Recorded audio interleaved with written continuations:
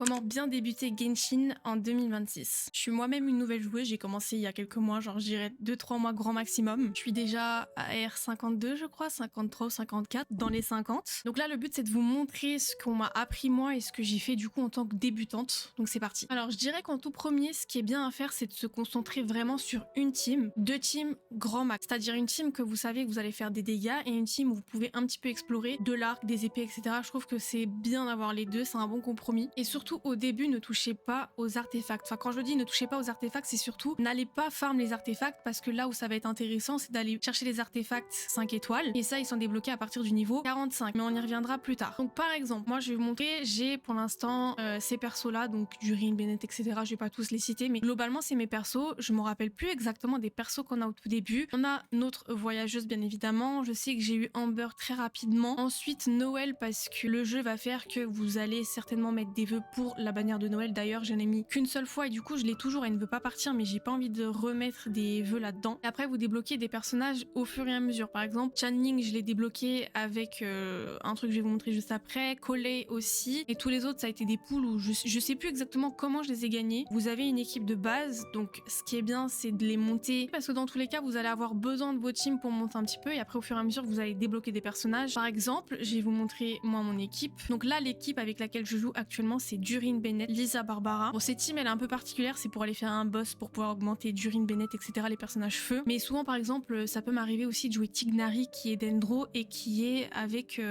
un arc. Donc voilà, moi je vous conseille d'essayer de les monter au maximum, de les élever. Donc pour ça, vous allez devoir aller chercher beaucoup de livres. Vous devez avoir des moras disponibles. Donc les moras, c'est l'argent du jeu. Et ensuite, de les élever. Vous augmentez, vous élevez. Donc après, il va vous dire quoi aller chercher, mais globalement, c'est à peu près toujours la même chose. Par exemple, pour faire une première augmentation de niveau élévation, vous allez avoir besoin de ça. Ensuite, vous allez avoir besoin de ça, etc., etc. Vous regardez, vous allez les farm par exemple. Donc première chose que je dirais, c'est de monter une équipe et de se concentrer dessus. Chose importante aussi que j'ai pas dit sur les personnages, bon, vous allez choisir votre arme. Si je peux vous conseiller un truc, c'est d'aller sur internet et d'aller sur Tevat. Par exemple, là, vous écrivez build Bennett. Normalement, ça va vous proposer la gazette de Tevat, c'est très très bien comme site. Et là, vous voyez, là, les artefacts après à la R45, mais au tout début, quand vous l'avez, il vous conseille l'épée céleste, l'exilé et l'amour chéri. Mais c'est bien de connaître ces statistiques-là. Je vous expliquerai après. C'est très bien de les connaître. Vous embêtez pas. Attendez, je vais prendre un perso au pif. Et vous faites équipement rapide. Et le jeu, il va vous trouver des équipements qui peuvent potentiellement aller à Thomas, par exemple. Vous voyez ce que je veux dire? Il y a un truc qui est très bien avec le jeu. C'est que, par exemple, quand vous allez guide d'amélioration, et ben, il vous dit à peu près ce qui est amélioré. Là, par exemple, je devrais augmenter le niveau du personnage. Ensuite, faut que j'aille farmer dans le donjon, pouvoir augmenter son arme. Les artefacts, on a dit, on n'y touche pas avant le niveau 45. Donc voilà pour les personnages. Pour aller farm justement les personnages, vous allez avoir besoin de livres. Là, les livres, on va avoir besoin de Mora aussi. Et pour farm ces choses-là, il faut faire attention à ce qu'on appelle les résines. Voilà, ça c'est très important. Le mieux c'est d'éviter à ce que ce soit 200 sur 200 parce qu'en fait, vous perdez de la résine. Là, vous voyez, ça se recharge dans 1 minute et dans 8 heures, je vais avoir 200 sur 200. Le but, pardon, c'est de ne pas aller jusqu'au 200 sur 200 parce que c'est une perte de résine et c'est très important pour les farms. Donc par exemple, j'ai besoin de Mora. Là, vous avez ce petit truc ici, c'est la fleur de la fortune des lignes énergétiques. Vous pouvez faire suivre, comme ça va vous indiquer sur la petite map ou vous téléporter ici et vous allez combattre les monstres pour pouvoir débloquer du coup les Mora. Vous en avez 60 000. Si vous avez besoin de livres, du coup c'est pas celui-là en jaune, ça sera celui-là en bleu. Et du coup ça va vous donner à peu près 4, 5, 6 têtes livres. Vous voyez ce que je veux dire? C'est 20 de résine du coup. Et par exemple si vous voulez élever votre personnage après, c'est là où vous allez avoir besoin de certains trucs. Admettons là vous êtes sur votre personnage, d'accord? Vous faites augmenter de niveau et là vous voulez élever le personnage et vous voyez qu'on a besoin de ça. Tout ça là, si vous cliquez dessus, il va vous dire où aller le chercher. Par exemple, là il m'indique tout ce que je dois aller battre, récupérer ces ressources là. Ça pareil, il va m'indiquer une zone à aller collecter et ça du coup, que ça soit celui-là ou celui d'à côté pardon, il va me dire que c'est l'hypostase électro. Et c'est pareil, il va aller le faire ici. Si je me téléporte et que je suis, bah voilà, je suis niveau 52, ça va être plus. Et vous voyez, là c'est le monstre que j'ai à battre pour avoir les ressources nécessaires pour augmenter ma Lisa par exemple. Après je sais pas comment c'est pour les autres électro, je viens de commencer. Et du coup, n'hésitez pas si vous avez d'autres conseils à les mettre en commentaire parce que du coup, j'apprendrai aussi. Donc ça, c'est important pour faire augmenter vos personnages. Et du coup, ça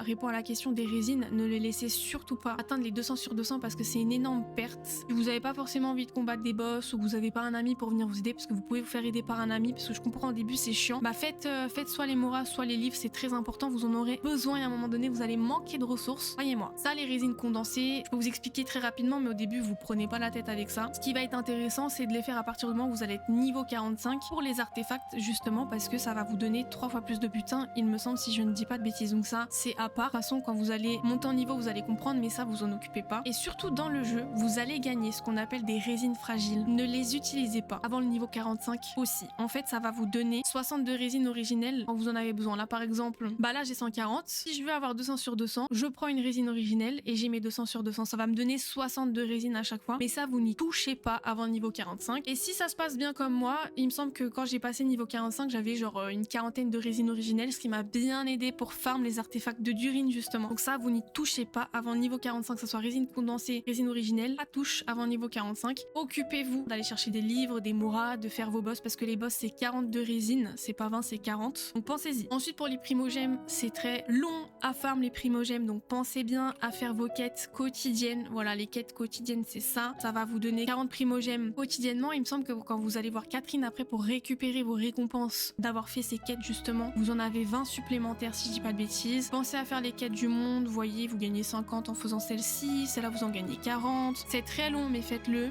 Faites-le plus que vous pouvez pour farm les primogèmes parce que c'est très long. N'hésitez pas à vous balader, à découvrir vos mondes, ça vous donne aussi des primogèmes par exemple. À chaque fois que vous débloquez un point de téléportation, ça vous donne 5 de primogèmes. Parce que je suis nouvelle aussi, hein, mais c'est des petits trucs que j'ai appris en allant ici. De toute façon, le jeu va vous expliquer, mais vous cliquez sur Alt et vous glissez. Par exemple, là, en faisant cette quête, vous pouvez avoir jusqu'à 560 de primogèmes. Là, c'est pareil, 400 de primogèmes. C'est ici d'ailleurs que j'ai débloqué Channing et collé si jamais. Ça, j'ai essayé le Colombina, du coup, j'ai eu mes 20 primogèmes. En fait, vous regardez, vous pouvez récupérer des primogèmes comme ça. Des fois, ils font des drops aussi sur Twitch, donc n'hésitez pas. J'en profite pour faire ma petite pub sur Twitch. Ils vous font des drops pour gagner justement des petites récompenses. Donc vous avez des primogèmes, il me semble, et d'autres petits trucs à gagner aussi quand vous regardez un stream Genshin Impact. Qu'est-ce que j'aurais oublié d'autre qui donne des primogèmes? Les succès aussi.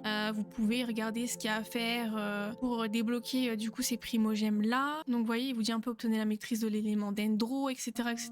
Tout ça pour vous donner des primogèmes. Parce que du coup, en appuyant sur F3, vous avez vos vœux. C'est ça que je disais tout à l'heure, j'ai pas fait. Du coup, il me le propose toujours, mais moi ça m'intéresse pas. Par exemple, là, j'ai 26 vœux à faire. Le plus intéressant, c'est de faire 10 vœux à chaque fois. Parce que tous les 10 vœux, vous êtes sûr d'avoir un personnage 4 étoiles, une arme 4 étoiles et peut-être un personnage 5 étoiles. C'est très important, faire un par un, c'est chiant. Vous avez une arme, c'est très chiant, donc ne le faites pas. Et là, si je vais dans ma boutique, ça, c'est les primogèmes. Et ce qui va nous intéresser, c'est surtout celle-là. C'est pour pull justement les persos 5 étoiles, etc. Donc là, je peux faire 20 vœux supplémentaires. Vous voyez ce que je veux dire? Ensuite, vous avez les échanges Astrion. Donc il me semble que c'est une fois par mois. Donc là, par exemple, je récupère ma récompense dans 16 jours et vous pouvez en avoir 5 avec cette espèce de monnaie-là. C'est quoi? Avec des Astrions libres, vous gagnez à chaque fois que vous faites des vœux, par exemple. Et alors ça c'est très controversé, les astéries libres, parce que d'un côté j'ai des gens qui me disent ne les utilise pas parce que des fois il y a des personnages que tu peux ne pas avoir et du coup tu peux aller les chercher, et il y a des gens qui vont les utiliser justement pour avoir des pierres de fatalité. Donc je sais pas trop, moi j'y touche pas. Je me dis sait-on jamais s'il y a un perso qui m'intéresse.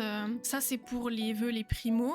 Ensuite, quand vous allez ici, là, il y a des petites quêtes que vous pouvez récupérer. Donc, par exemple, si vous connectez, vous connectez au jeu, vous avez 120 de XP PB. Ensuite, si vous consommez 150 résines originelles, vous gagnez ça, etc. Vous avez d'autres quêtes qui vous donnent d'autres PB, du coup. Et vous pouvez débloquer, c'est un pass de combat. Vous voyez, là, j'ai déjà récupéré les niveaux. Soit vous payez, vous débloquez d'autres trucs, soit vous contentez de ce qu'il y a de gratuit. Donc ça, c'est pour les primos, les vœux, etc. Ensuite, je vais juste m'attarder sur, du coup, les artefacts, parce que c'est important quand même, parce que vous allez quand même vous faire un peu déchirer si vous n'avez pas des bons artefacts. Par exemple, je vais aller sur Barbara. Toujours la gazette de Teyvat, c'est incroyable. Et aussi, il faut que je pense à un autre truc après, avec ce site-là, très important. Et en fait, pour le build de Barbara, quand vous êtes bébé build, il va vous conseiller Histoire des chasseurs de dragons, Amour chéri, Médecin itinérant. En fait, ce qu'il faut voir, par exemple, Barbara, c'est une support healer. C'est vrai que j'ai pas parlé de ça au début des teams, mais vous avez toujours un DPS, un sub DPS, support, healer, etc. Mais pour ça, allez sur internet pour faire vos teams, parce qu'au début, c'est très compliqué tous ces termes-là. Faut avoir une tête comme ça pour tout retenir. Nous, ce qu'on veut en tant que nouvelle personne, c'est regarder ces statistiques-là. Donc en fait, au début, vous vous embêtez pas, vous faites équipement rapide, sauf si vous voulez un petit peu regarder. Donc par exemple, moi j'ai déjà été un peu farm, mais j'ai un peu de mal, comme vous pouvez voir, j'ai pas beaucoup de choses. Le set qui est recommandé pour Barbara, c'est palourde aux teintes océaniques. Il y en a 4 qui vous sont proposés, mais moi je suis en train de faire les palourdes. Et en fait, la fleur, ce sera toujours des PV. C'est écrit ici, ça sera toujours des PV. Et après, ce qui va vous intéresser, c'est les substats que vous avez vu. Donc c'est toujours les PV pourcentage qui va nous intéresser. Donc j'ai monté celle-là j'ai dû la voir juste après. Mais voilà, c'est plutôt pas mal, ça me donne encore des PV, des recharges d'énergie, etc. Donc, ici, du coup, ça sera toujours de l'attaque. Et c'est pareil, attaque pourcentage, PV. Là, en fait, vous voyez, je gagne encore des PV. Donc moi, c'est ce qui m'intéresse vraiment pour venir support mon équipe. Ensuite, comme vous voyez, il y a écrit pour les main stats, vous voyez, il y a ce symbole-là. Nous, ce qu'on veut, c'est des PV pourcentage encore. Donc là, c'est pareil. J'ai encore des PV. Et l'autre, c'était défense. Ça nous intéresse pas. Nous, on veut des PV. Donc c'est ce que j'ai mis pour ma Barbara. Ensuite, pareil. On veut encore des PV. PV, PV. Défense, défense. Ok, donc j'ai mis celui-là. Et ensuite, c'est là où je n'ai pas encore eu. Mais le but, c'est d'avoir des bonus de soins. Donc j'ai celui-là. Mais il fait pas partie des artefacts de palourde. Vous voyez ce que je veux dire? Donc faut encore que je farme, mais c'est très long parce que je me suis tellement concentrée sur Durin. Si j'ai juste un truc à rajouter, alors vous mettez interactive, normalement c'est la première, mais carte interactive de Tevat. Et là, vous avez toute la map. Et ce qui va être intéressant, c'est par exemple, vous allez chercher tous les anémoculus. Tiens, on va parler des anémoculus par exemple. Et il va vous indiquer où ils sont à peu près. Et ça, c'est très important. Vous allez en avoir besoin pour augmenter votre endurance, pour pouvoir courir, pouvoir voler, pouvoir nager, etc. De toute façon, le but, c'est un peu de vous balader et de farm. Tout ce que vous voyez, prenez-le. Hein. Farmez bien à don. Bah écoutez, je cherchais justement ça pour augmenter ma Barbara hier. Pour certains personnages, comme Barbara et Mona par exemple, on va devoir aller chercher des champignons anémophiles. Il y a un TP ici normalement dans le jeu, vous allez y aller. Et là, il vous dit exactement combien il y a de champignons. Et si vous cliquez dessus, il vous montre où sont les champignons. Comme ça, c'est plus facile que de perdre du temps à chercher par vous-même parce que dans le jeu, ils vont vous mettre une zone bleue et puis c'est à vous de chercher. Du coup là, je pense que j'ai vraiment fait le tour. J'espère avoir été claire. N'hésitez pas si vous avez des questions et n'hésitez pas si vous êtes un joueur un peu plus confirmé à donner vous vos conseils ou peut-être à me rectifier sur des trucs que j'ai potentiellement dit. Moi en tout cas, c'est comme ça que je fais. Donc là, c'est vraiment les bases. Pour ce qui concerne le combat aussi, c'est vrai que j'en ai pas parlé, mais essayez au max de faire des réactions élémentaires. C'est vraiment la base du jeu. Par exemple, moi, je fais feu, électricité. C'est une réaction élémentaire. Je fais feu avec de l'eau. Ça va me donner de l'évaporation. C'est une réaction élémentaire. Et selon les boss que vous allez affronter, c'est important d'avoir certains personnages de votre équipe. Comme par exemple, le boss de Lisa. On est juste à côté ici. Vu que c'est de l'électro, ne prenez pas un personnage électro pour aller le combattre. Prenez du feu, prenez de l'eau, prenez même d'Endro, mais ne prenez pas l'élément que vous allez combattre. Si vous allez combattre de l'électro, ne prenez pas un personnage électro. Si vous allez combattre du feu, ne prenez pas un personnage feu. Désolée, ça part un peu de tous les sens, je suis pas du genre à écrire et voilà, j'aime bien, c'est un peu ma DA finalement. Pareil, n'hésitez pas si vous voulez venir me suivre sur Twitch, je fais souvent des lives sur Genshin Impact et Valorant, donc ça sera avec plaisir que je vous accueille. Et sur ce, je vous souhaite une très très bonne journée, bonne soirée, peu importe quand vous regardez cette vidéo et je vous dis à la prochaine. Bye!